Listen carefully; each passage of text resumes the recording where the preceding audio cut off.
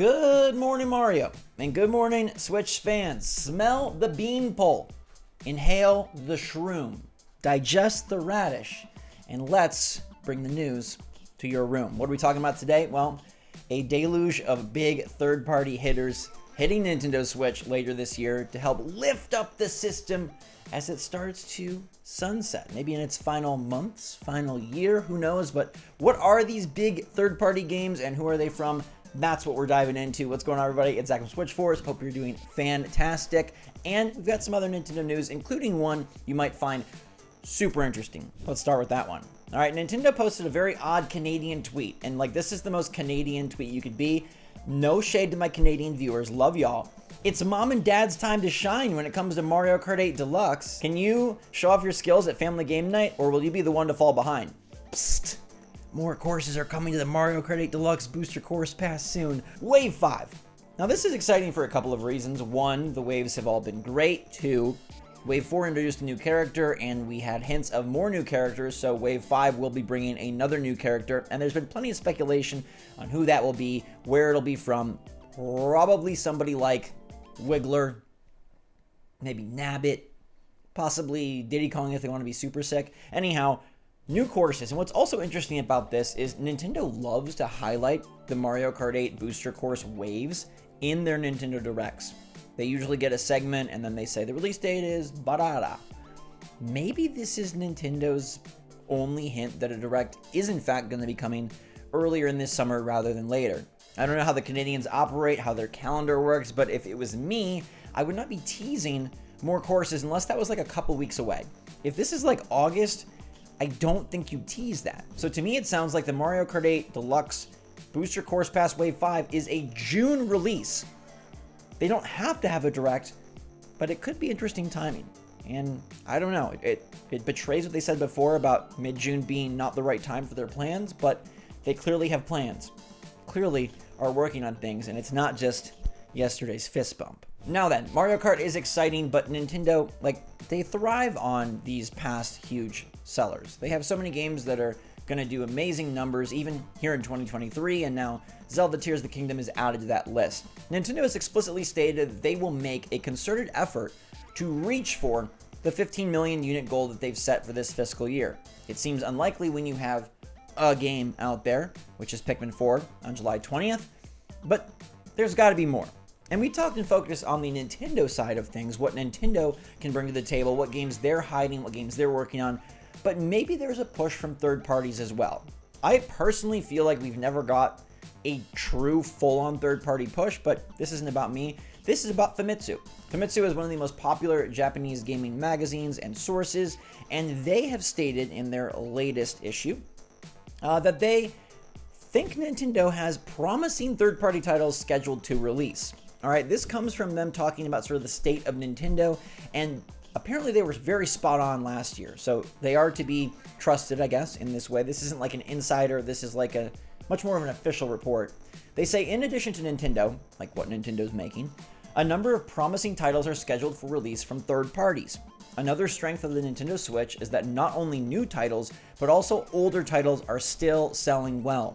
The reason for this is that even after release, additional DLC and expansion passes are regularly distributed and are always promoted in the same way as new titles. End quote. Big third parties coming to Switch. Now that would be news to me, because as far as I can tell, third parties have kind of been ignoring the Switch. Like outside of Mortal Kombat 1, which would qualify, that is a September release and it's coming to Switch, and that would be a promising big title. Although I don't know that Famitsu is too interested in MK1. What else is really happening on the third-party scene? Outside of the odd cloud port, everything has kind of gone up in flames. Dying Light 2, where are you? Oh, you're playing it? No, you're not. It's not out. Midnight Suns, Marvel, Nintendo, they did it once with Mua. Can they do it? They didn't do it again. They canceled it.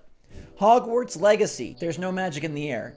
Oh wait, it's supposed to be coming in November, but will the magic be frozen by that point? I'm surprised to hear that there are promising third-party titles coming, because I have not seen that support as of yet. I want to call out their next sentence, which talks about older titles still selling well, and so maybe Famitsu is hinting and teasing at compilations.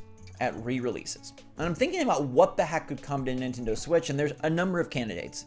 We have, for the longest time, talked about a Tomb Raider collection. Instead, we get the Tomb Raider co-op games, which are great games, but we haven't got Tomb Raider. A Batman Arkham collection makes too much sense, especially as Rocksteady goes gas on us and tries to push Suicide Squad, which has been pushed because it didn't push the right buttons for us. Maybe a Batman collection would do well. Fallout is something that could really ignite at least a niche group that would want to play it portably.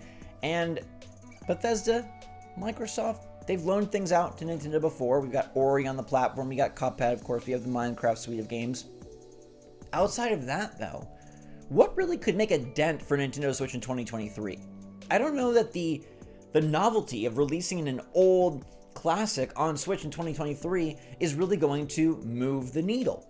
Maybe it will for a small few, but when they talk about additional DLC and expansion passes, now that to me starts to speak to more modern games. I mean, things like Fallout could definitely fit in that vein. Mass Effect, still a big MIA for that one. But what about newer titles? Is there any world or way in which they could get Cyberpunk onto the Switch?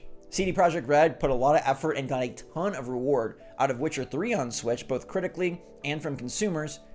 Could they make Cyberpunk work? Cyberpunk has kind of been, I don't want to say an underdog because it was a huge overdog and then it got its legs chopped out from under it, but it's been coming back. And they are prepping new DLC that's going to be shown off this summer. Could they get Cyberpunk 2077 to work on Switch? And if they could, would you play it? I was looking through the release list and I don't think any of the games that are coming third-party wise could really release on Switch. I mean, Alan Wake 2 seems like a next-gen only game that's not even having a physical version. You got Assassin's Creed Mirage. Ubisoft has made no indication that they want to put new Assassin's Creed on Switch, and they've kind of exhausted many of the popular old ones. Lords of the Fallen, I mean, these games don't speak to a Nintendo Switch release. Anything else in terms of coming out later this year seems to be exclusive, not a good fit, or we don't know too much about it. Now, Hollow Knight Silksong would qualify as a big third-party promising title, but we just heard from Team Cherry that there is no date on that. I don't think Famitsu probably has some secret release date that they're hiding from us. Could this be, though, a lead into Nintendo Switch 2? I just want to throw it out there.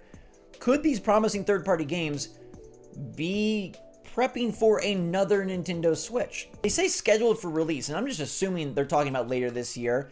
They do indicate, like on the Famitsu page, if you go and you translate it, it's all in Japanese, but if you translate it, it says something to the effect of like the header for this section is listed as like the trends of each company. So I assume they're talking about like currently, but is there a chance that third-party support could be ramping up for a much more powerful system? To me, that makes a lot of logical sense, and I would see third parties getting very excited about having more power. Then maybe you could push Assassin's Creed Mirage onto Nintendo Switch. Maybe you could avoid the dreaded cloud and you could get these things on the system proper, especially if the new system has far more storage. Now, there is a third possibility here, which is that because it's Famitsu, this is very Eastern Japanese focused, and maybe it's very JRPG focused. We've heard rumor of a Persona 3 remake.